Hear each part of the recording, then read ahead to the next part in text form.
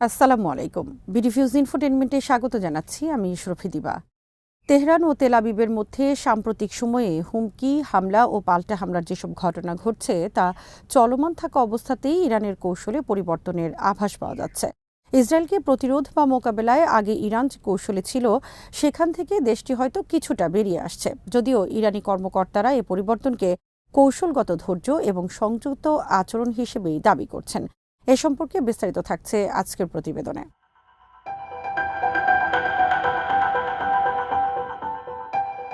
ইসরায়েলের অধিকৃত অঞ্চলের অনেকটা ভেতরে ড্রোন ও রকেট হামলা চালিয়ে ইরান বুঝিয়ে দিয়েছে তারা আর আক্রমণ মেনে নেবে না। ইসরায়েল ও এর মিত্রদের সামরিক আগ্রাসনকে সামরিক পন্থায় প্রতিরোধ করতে চায়। ইরানের এ হামলা দেশটির কৌশলগত বিবেচনায় বড় ধরনের পরিবর্তন। ইরানের কার্যক্রম আরও বুঝিয়ে দিয়েছে এই অঞ্চলে ইরানের রাজনৈতিক ও অর্থনৈতিক স্বার্থ নিশ্চিত না করে তারা থামবে না। উদ্দেশ্য পূরণে প্রয়োজনে তারা আঞ্চলিক অন্যান্য সামরিক ও নিরাপত্তা সংগঠনগুলোকেও নিয়ন্ত্রণ করার চেষ্টা করবে।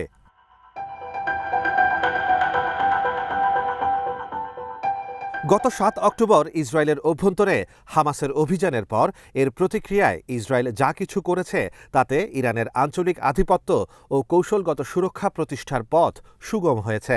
ইরান যে কৌশলগুলো পরে নিত ৭ অক্টোবর পরবর্তী ঘটনাপ্রবাহ তাদেরকে ত্বরান্বিত করতে বাধ্য করেছে। গাজায় ইসরায়েল অভিযান শুরুর সাথে সাথে সক্রিয় ভূমিকায় চলে যায় ইসরায়েলের প্রতিবেশী দেশ লেবাননের হিজবুল্লাহ। তারা ইসরায়েলে তখন থেকেই রকেট ও ড্রোন আক্রমণ শুরু করে, যা এখনও চলমান রয়েছে।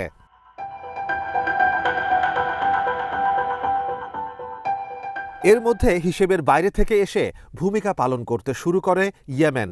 দেশটির সশস্ত্র বাহিনী এবং আনসারুল্লাহ হুতি যোদ্ধারাও ইসরায়েলের বিরুদ্ধে সরাসরি সংঘাতে যোগ দেয়। লোহিত সাগরের বাবেল মানদেব প্রণালী অবরোধ করে। তারা ইসরায়েলগামী জাহাজ আটক ও জিম্মি করতে শুরু করে।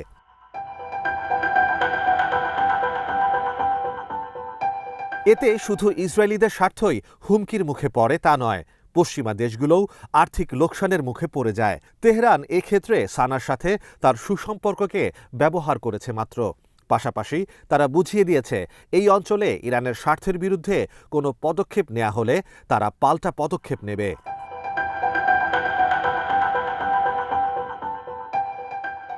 পশ্চিমা দেশগুলো এখন বাস্তবতা বুঝতে পারছে। হুথিদের লোহিত সাগর অবরোধের কারণে যুক্তরাষ্ট্র এবং ইউরোপের প্রতিটি দেশের বাণিজ্যিক জাহাজ একদিকে যেমন নিরাপত্তা ঝুঁকিতে পড়েছে, অন্যদিকে প্রতিটি চালানোর বিপরীতে বড় অঙ্কের আর্থিক লোকসান গুনতে হচ্ছে। সব মিলিয়ে পশ্চিমা দেশগুলো যথেষ্ট উদ্বেগ ও উৎকণ্ঠায় পড়ে গেছে। এ কারণেই তারা ইসরায়েলের উপর ব্যাপক চাপ সৃষ্টি করেছে যাতে গাজায় সামরিক অভিযানের হ্রাস টেনে ধরা হয়। যুদ্ধবিরতি চুক্তির জন্য তারা ইসরায়েলের নেতানিয়াহু সরকারের উপর চাপ অবিশ্বাস্য মাত্রায় বৃদ্ধি করেছে।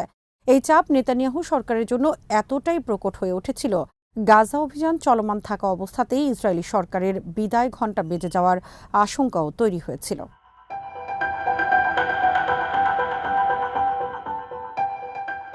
পশ্চিমা চাপ এড়াতে নেতানিয়াহু বিকল্প এক কৌশল আঁটেন। এই কৌশলের অংশ হিসেবেই নেতানিয়াহু দামেস্কের ইরানি দূতাবাসে হামলা চালানোর সিদ্ধান্ত নেন। এর মাধ্যমে একদিকে তিনি গাজা যুদ্ধকে গোটা অঞ্চলে ছড়িয়ে দেওয়ার চেষ্টা করেন, অন্যদিকে বাড়তি উত্তেজনা সৃষ্টি করে প্রতিপক্ষকে নিয়ন্ত্রণ করার চেষ্টাও চালিয়েছিলেন।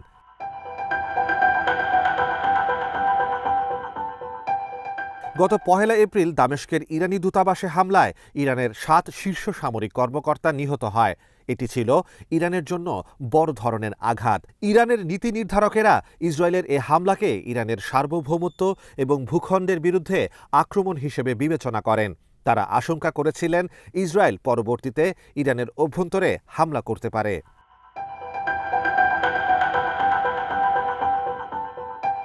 ফলে ইরানের দিক থেকে প্রতিক্রিয়া দেখানো জরুরি ছিল। যদিও দামেস্কের ইরানি দূতাবাসে হামলার পর প্রাথমিকভাবে সামরিক ও আঞ্চলিক বিশেষজ্ঞরা ইরানের পরবর্তী প্রতিক্রিয়া সম্পর্কে একাধিক মত দিয়েছিলেন।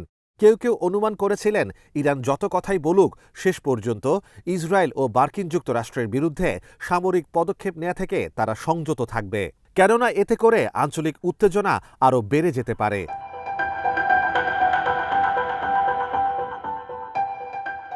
এরপরও ইরান নিয়ে পশ্চিমাদের ভয় ছিল, তাই বেশ কিছু পশ্চিমা কর্মকর্তা তেহরানের সাথে যোগাযোগ করেছিলেন এবং নানা ধরনের আশঙ্কার কথা বলে তেহরানকে ইসরায়েলের বিরুদ্ধে প্রতিক্রিয়া না দেখিয়ে বরং সংযত থাকার আহ্বান জানান। ইরান শেষ পর্যন্ত সামরিকভাবেই প্রতিক্রিয়া দেখায়, যা পশ্চিমা নীতি নির্ধারক সহ অন্যান্য বিশ্লেষকের ধারণা ভুল প্রমাণ করে। ইরানের মাটি থেকে ইসরায়েলি সামরিক ঘাঁটির বিরুদ্ধে ব্যাপক ক্ষেপণাস্ত্র এবং ড্রোন হামলা চালানোর ঘটনা পশ্চিমা নীতি নির্ধারকদের অনেকেরই কল্পনার বাইরে ছিল।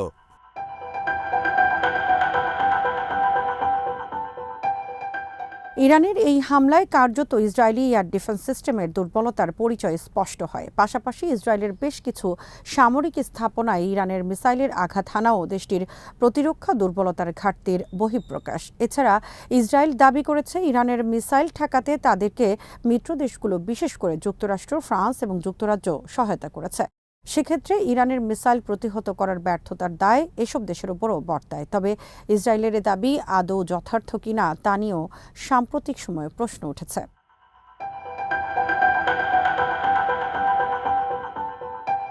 আঞ্চলিক শক্তির মধ্যে ভারসাম্য বজায় রেখে নতুন সমীকরণ গঠনের ক্ষেত্রে ইরানের এই হামলা ছিল গুরুত্বপূর্ণ পদক্ষেপ।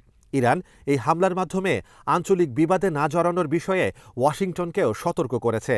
আর মার্কিন কৌশল দেখে মনে হচ্ছে আপাতত তারা এই ধরনের কৌশল থেকে সরেও এসেছে।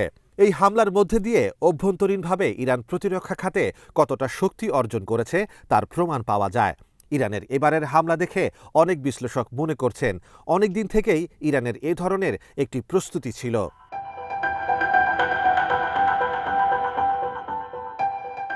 সবচেয়ে বড় ধাক্কা খেয়েছে ইসরায়েল। তারা ধারণা করেছিল কয়েক দশক টানা নিষেধাজ্ঞার আওতায় থাকার কারণে ইরান সামরিকভাবে দুর্বল হয়ে পড়েছে। তারা ধারণা করেছিল ইসরায়েলের বিরুদ্ধে ইরান কখনোই প্রতিক্রিয়া দেখাতে সাহস করবে না, আর যদি আক্রমণ করেও তা ইসরায়েলের ওপর তেমন কোনো প্রভাব ফেলবে না। কিন্তু ইরানের ব্যাপক ক্ষেপণাস্ত্র হামলা প্রমাণ করে দেশটি সব ধরনের নিষেধাজ্ঞা ও সীমাবদ্ধতার চাপ কাটিয়ে উঠেছে এবং নিজেদের মতো করে প্রতিরক্ষা কাঠামোকে শক্তিশালী করতে সক্ষম হয়েছে।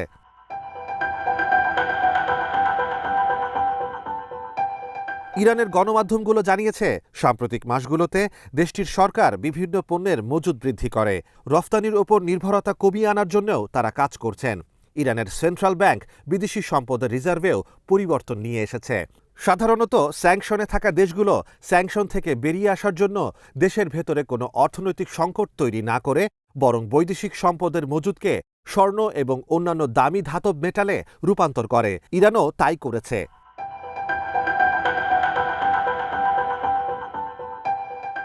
ইরান বিগত ৩ মাস ধরে স্বর্ণ ও দামি ধাতব পদার্থের মজুদ অনেকটা বৃদ্ধি করেছে। এতে বোঝা যায় যুক্তরাষ্ট্র যদি ইরানের উপর নিষেধাজ্ঞা আরও তীব্রতর করে তাহলে এর প্রভাব যেন অন্যান্য বৈদেশিক লেনদেনের উপর না পড়ে তা নিশ্চিত করার জন্য ইরান আগে থেকেই ব্যবস্থা নিয়েছে।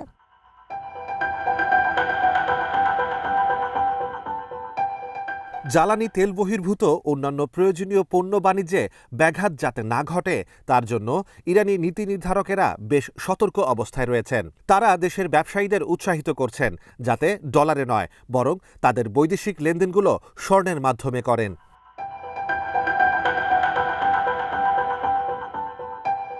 এ কারণে ইরান ও ইসরায়েলের পাল্টাপাল্টি হামলার পরও ইরানের অভ্যন্তরে মুদ্রাবাজার যথেষ্ট স্থিতিশীল অবস্থায় রয়েছে। সেখানে বড় ধরনের কোনো সংকট দেখা দেয়নি, বরং ইরানের মুদ্রাবাজারে মার্কিন ডলারের মূল্য কিছুটা কমেছে। এতে বোঝা যায় রাজনৈতিক ও সামরিক পদক্ষেপের প্রভাব যেন মুদ্রাবাজারে না পড়ে তা নিশ্চিতে ইরানের প্রশাসন খুবই তৎপর ছিল এবং এতে কাজও হয়েছে। একই সাথে ইরান সরকার দেশটির ব্যবসায়ীদের আস্থা ধরে রাখতেও সক্ষম হয়েছে।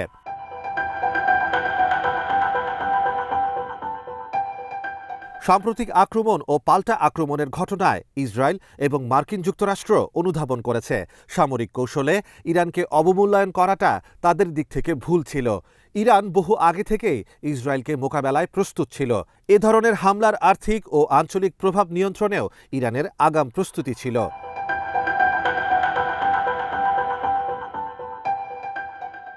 আজ এখানেই শেষ করছি। সমরাস্ত্র প্রতিরক্ষা কূটনীতির নানা তথ্য জানতে চোখ রাখুন বিডিফিউজ ইনফোটেইনমেন্টে। চ্যানেলটি ভালো লাগলে সাবস্ক্রাইব করুন, সংযুক্ত থাকুন আমাদের ফেসবুক পেজে। আল্লাহ হাফেজ।